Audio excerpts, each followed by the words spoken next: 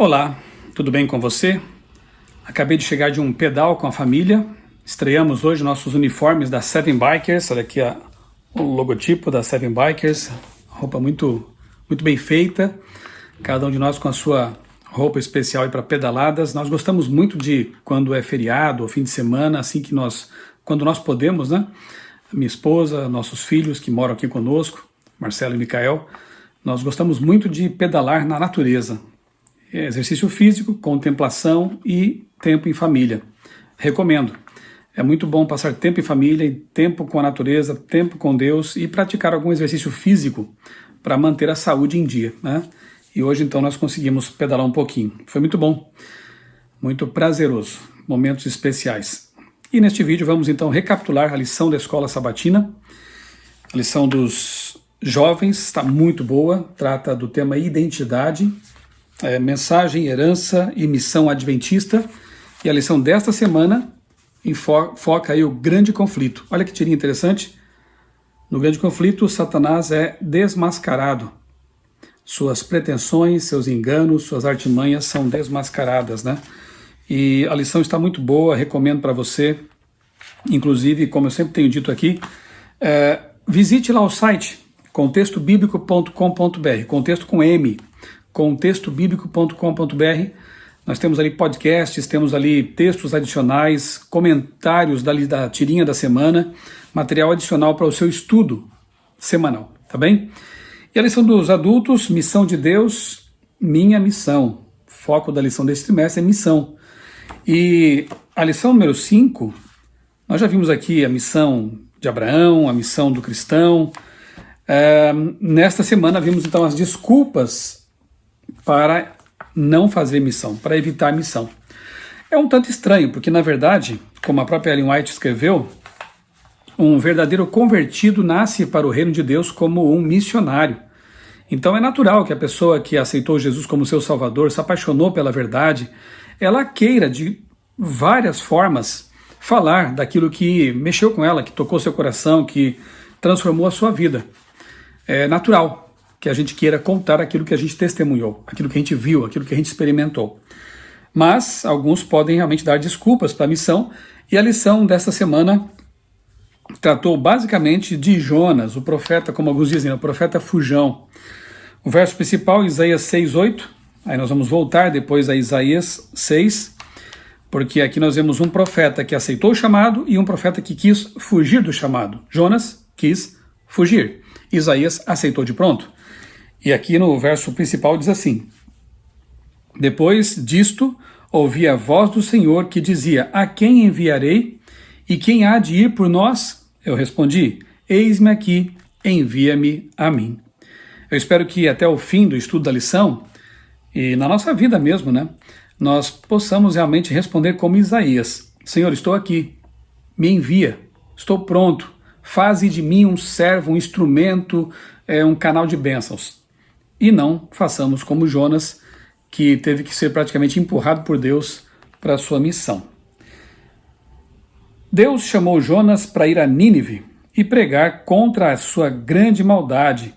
A linguagem usada nessa passagem se assemelha à utilizada por Deus com Abraão a respeito de Sodoma e Gomorra, em Gênesis 18, 20 e 21. Porém, como veremos, Jonas não era como Abraão, e Nínive não foi como Sodoma e Gomorra. Nós temos semelhanças e diferenças em ambos os relatos, né? Abraão, ele amou, né? Ele amava as pessoas de Sodoma e Gomorra, ele intercedeu por elas, ele desejou que, se fosse possível, elas fossem salvas. É que não havia mais remédio realmente, né? Somente Ló, suas filhas, é que acabaram escapando da destruição. Porque aquelas pessoas haviam já ultrapassado a linha, né? Já haviam pecado contra o Espírito Santo. Diferentemente de Nínive, como veremos aqui, porque Nínive realmente aceitou a pregação de Jonas. Só que Abraão, ele intercede por Sodoma e Gomorra. Jonas odiava os ninivitas, assírios, e não queria trabalhar em favor deles, para que eles pudessem ser convertidos. Sodoma e Gomorra não foram salvas, porque não havia mais o que fazer por elas. Nínive aceitou a mensagem e foi salva. Veja que Deus é o mesmo Deus. O Deus que condenou Sodoma e Gomorra é o Deus que salvou Nínive. Frequentemente eu gosto de citar Nínive e também a prostituta Raabe de Jericó e outros exemplos mais do Antigo Testamento, como exemplos para provar que Deus, o Deus do Antigo Testamento, também era um Deus de graça, um Deus de perdão, um Deus de restauração. Assim como no Novo Testamento nós temos Jesus, é Deus encarnado, é a personificação de Deus na Terra. Ele perdoa, ele abraça, ele ama, ele acolhe, mas ele também condena, ele também tem atitudes de juízo, né, como um juiz mesmo, que ele acaba sendo, e salvador e juiz, advogado e juiz. E finalmente nós veremos, né, a destruição dos ímpios com Satanás no lago de fogo. Tem também o caso de Ananias e Safira, no livro de Atos. Então, o mesmo Deus, o Deus do Antigo Testamento é o Deus do Novo Testamento, é um Deus que concede oportunidades, é um Deus que oferece salvação, é um Deus que é longânimo, que dá tempo aos pecadores, mas é um Deus que não passa a mão, né, na cabeça do pecador não arrependido, do ímpio, e não vai desculpar seus pecados, uma vez que ele tenha tido a oportunidade de se arrepender deles, de pedir perdão e de ter uma nova vida. É o mesmo Deus no Antigo Testamento e no Novo Testamento. Domingo, nossas desculpas, um dos itens é o medo. A lição trata aqui de algumas desculpas, né? Uma é o medo, a outra são as ideias falsas, a outra a inconveniência e conflitos desconfortáveis, e encerra a quinta-feira com Isaías, né? Medo. Por que Jonas tinha tanto medo assim de pregar ali aos ninivitas? Veja, a lição até dá uma explicação para a gente aqui logo abaixo, né, logo no final do texto aqui para domingo. Os assírios também eram implacáveis. Em seu relato da conquista de Babilônia, Senaqueribe se vangloriou de haver enchido as ruas com os cadáveres de seus habitantes, jovens e velhos. Esculturas em relevo encontradas durante escavações retratam cenas de soldados empalando vítimas. Eles atravessavam o corpo das pessoas com uma vara, né, com um pedaço de pau. Isso é empalamento, algo terrível. Eram as pessoas com as quais ninguém gostaria de encontrar. Não eram avessos ao uso da violência nem de crueldade gratuita contra aqueles de quem não gostavam. Ao se imaginar andando entre as massas populares de Nínive, Jonas deve ter tremido de medo. Você pregaria para terroristas? Você pregaria para assassinos, traficantes? Tente se colocar no lugar de Jonas. Ele estava... A ordem de Deus é para que ele fosse a capital do império mais sanguinário da história, um povo que oprimia Israel frequentemente, e Deus mandou que Jonas fosse para lá pregar para aquelas pessoas que ele queria mesmo era ver mortas, queria ver punidas, castigadas. Então realmente dá até para entender a reação dele, né? E ele então, em lugar de ir para Nínive, ele toma um navio para o lado oposto, para fugir mesmo. Ele queria ir para Tarsis, né? E não para Nínive. E a história nós conhecemos muito bem. No navio nós vemos ali algumas crenças, inclusive ideias falsas do próprio Jonas. Era um ser humano, né? E ele tinha ali suas ideias equivocadas. Naquele tempo eles achavam que os deuses eram regionais, então cada região tinha um deus. E os deuses muitas vezes eram colocados à prova quando um povo invadia uma outra região e dominava aquelas pessoas. Isso queria dizer que o deus daquele povo era mais poderoso do que o deus daqueles que foram derrotados. Então, achavam que havia deuses regionais e que nos mares ali estavam os demônios, né? E Jonas então, quando aquela tempestade que ameaçou colocar o navio, né, a pique, né, afundar o navio, ele então disse, olha, me joguem ao mar e tudo vai ficar bem, né? Como se pudesse aplacar a ira dos demônios, né, ou dos deuses, jogando Jonas no mar. E de fato ele é atirado ao mar, né? Só que nós sabemos pela história que um grande peixe, né, não era uma baleia, era um grande peixe, é o que diz a Bíblia, né? E há peixes capazes de devorar seres humanos, sim. De qualquer forma, Deus é que providenciou aquele peixe, né? Tem gente que não acredita nessa história, mas eu me lembro que Billy Graham disse certa vez o seguinte: se eu creio em Deus e na Bíblia, ainda que ela dissesse que Jonas engoliu um grande peixe, eu acreditaria. É verdade, né? Porque as pessoas se esquecem de que o Deus por trás das histórias é o Deus criador do universo, o Todo-Poderoso.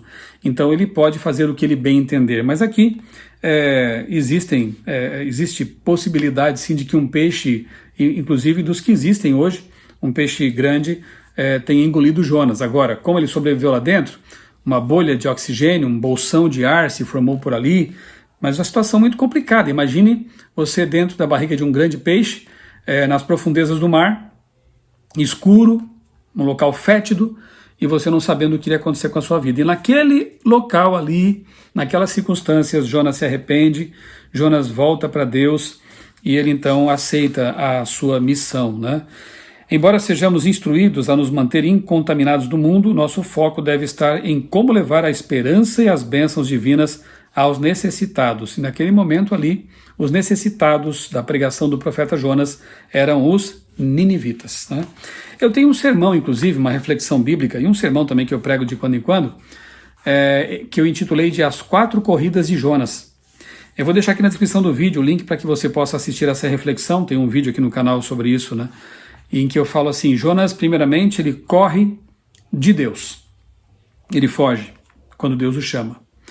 Depois, ele corre em direção a Deus, em busca de perdão, reconciliação e aceitar a missão. Então ele corre de Deus, corre para Deus, depois corre com Deus, ou seja, ele está com a sua vida alinhada com a vontade de Deus, ele prega, ele testemunha como Deus queria que ele fizesse, e finalmente, como a lição também aqui nos traz, né, ele estava em conflito, porque na verdade, e a quarta corrida na verdade é correndo na frente de Deus, já vou dizer por quê. Ele pregou aos ninivitas, disse que Deus iria castigá-los se eles não se arrependessem, e foi lá para um pequeno morro ali, sentou ali, e ficou esperando o fogo descer do céu, como aconteceu com Sodoma e Gomorra, achando que os ninivitas não se arrependeriam. Não sei nem se ele pregou com muita boa vontade, né? Mas aconteceu algo maravilhoso. O rei se converteu, o povo se converteu, todos jejuaram, aceitaram a pregação de Jonas, se arrependeram e a cidade foi poupada. E veja que curioso, Jonas não ficou satisfeito com isso. Ele ficou chateado, ele ficou indignado com Deus. Ele pode ter até pensado, vão me chamar de falso profeta? Não sabia que era uma profecia condicional, que se eles se arrependessem a destruição não viria. Era uma profecia condicional. Mas Jonas ficou irritado, chateado, frustrado com Deus. Então ele pega no sono, fica muito quente ali, um vento quente naquela região, Deus faz crescer uma boboreira para fazer sombra sobre ele, e Jonas fica contente com aquela sombrinha ali, e Deus permite que um animal, um bicho, né, uma larva, alguma coisa assim, enfim, um bicho, um inseto, devorasse a boboreira. E Jonas mais uma vez ficou indignado, e achando que deveria até morrer, por que Deus não me mata, né? E então Deus, ele como um bom psicólogo, só pergunta, por acaso essa tua ira tem sentido? Você ficou chateado, vou atualizar aqui a linguagem, você ficou chateado com a boboreira ter murchado, ter sido comida, sendo que você não a plantou.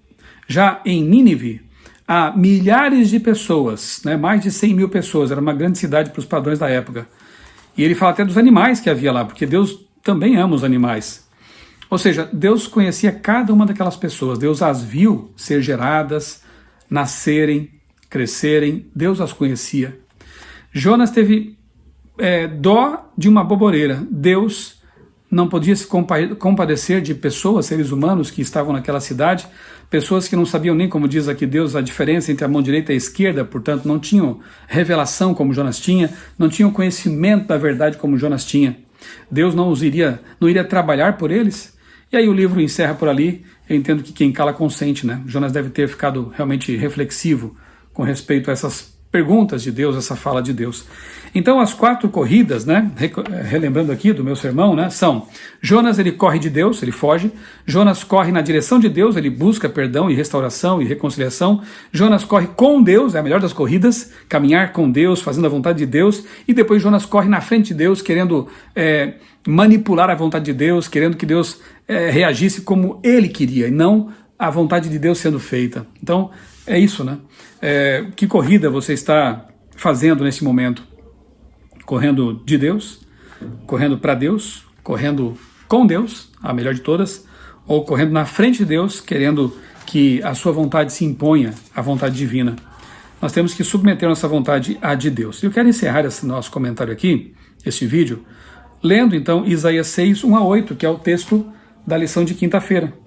Isaías 6, 1 a 8, um profeta que reagiu, né, de modo bem diferente do profeta Jonas. Isaías, mas assim, não condenemos, né, o profeta Jonas, porque quem nunca teve medo, quem nunca teve ideias equivocadas, quem nunca ficou frustrado com uma resposta de Deus que não correspondia à sua expectativa, né? Então, somos todos seres humanos, mas que nós realmente possamos imitar Isaías nesse caso.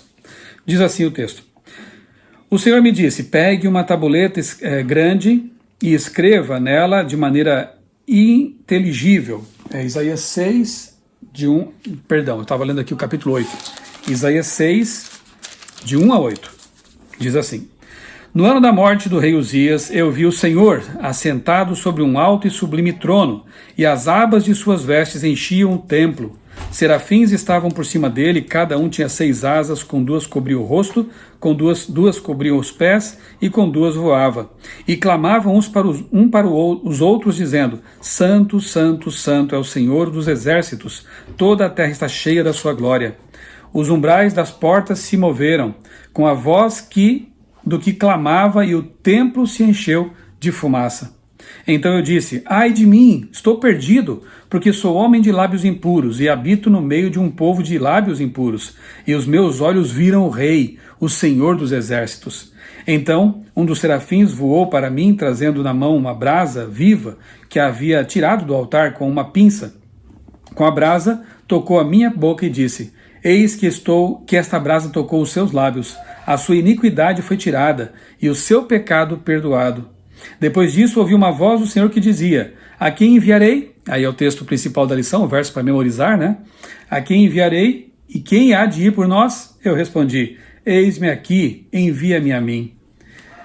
Que texto lindo, né? Quer dizer, Isaías, como todo pecador que está na presença de Deus, percebe sua pecaminosidade, sua limitação, sua fragilidade, mas em lugar de dar desculpas, em lugar de fugir, em lugar de correr da sua missão, ele se coloca à disposição.